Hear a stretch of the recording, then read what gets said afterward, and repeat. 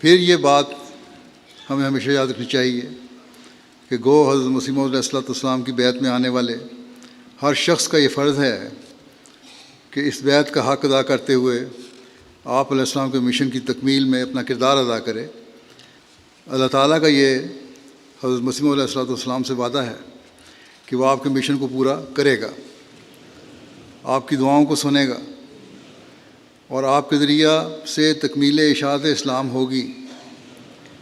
ہم خوش قسمت ہوں گے اگر ہم اللہ تعالیٰ کے اس وعدے سے فیض اٹھانے والے بنیں گے۔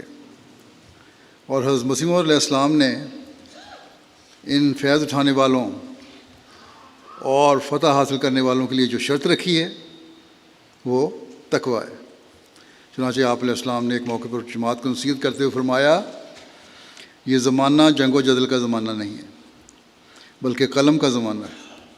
پھر جب یہ بات ہے تو یاد رکھو کہ حقائق اور معارف کے دروازوں کے کھلنے کے لیے ضرورت ہے تقویٰ کی۔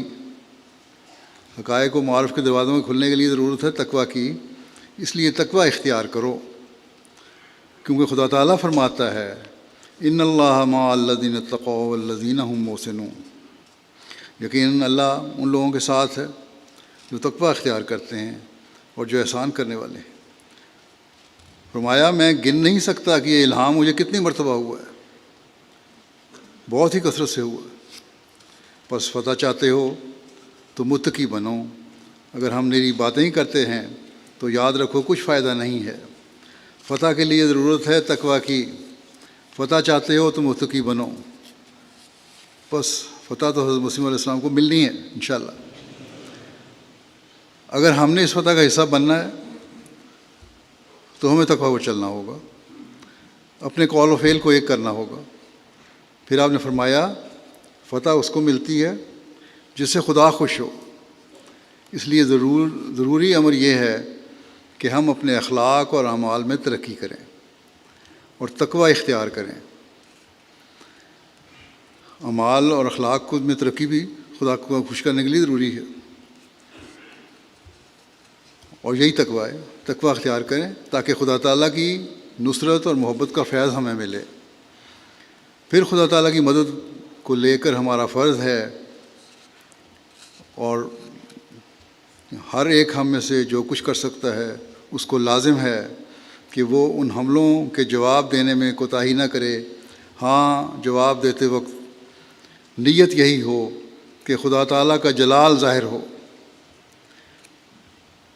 خدا تعالیٰ کے جلال کو ظاہر کرنا ہے، یہ ہمارا مقصد ہے دنیا میں، اس کی وحدانیت کو قائم کرنا ہے دنیا میں۔ بس آج ہر ناصر کو یہ عہد کرنا چاہیے کہ وہ دنیا میں اللہ تعالیٰ کی توحید کو قائم کرنے اور اس کے جلال کو ظاہر کرنے کے لیے اپنے تقویٰ کے معیاروں کو بلند کرے گا۔ ان لوگوں میں شامل ہوگا جو دنیا کے لوگوں پر احسان کرتے ہیں، اور احسان کرتے ہوئے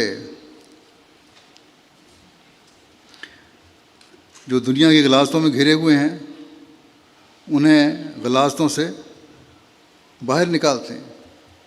اور جب اس بات کا ہم عہد کریں گے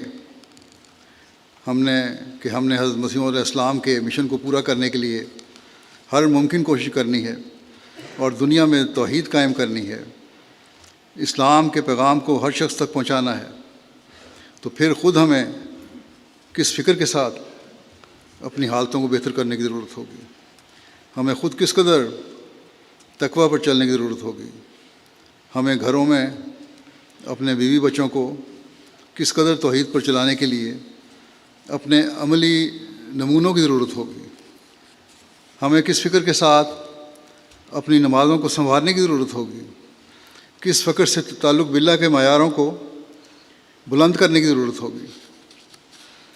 بس اگر ضرورت ہے تو اس بات کی کہ ہم اپنی ترجیحات کو دنیا کے گرد گھمانے کے بجائے اپنی بیعت کے مقصد کو سمجھتے ہوئے، اپنے عہد کو پورا کرنے کی کوشش کرتے ہوئے اپنی ترجیح دین کو دنیا پر مقدم کرنا بنا لیں۔ انی ماں کا یا مسرور انی معاک یا مسرور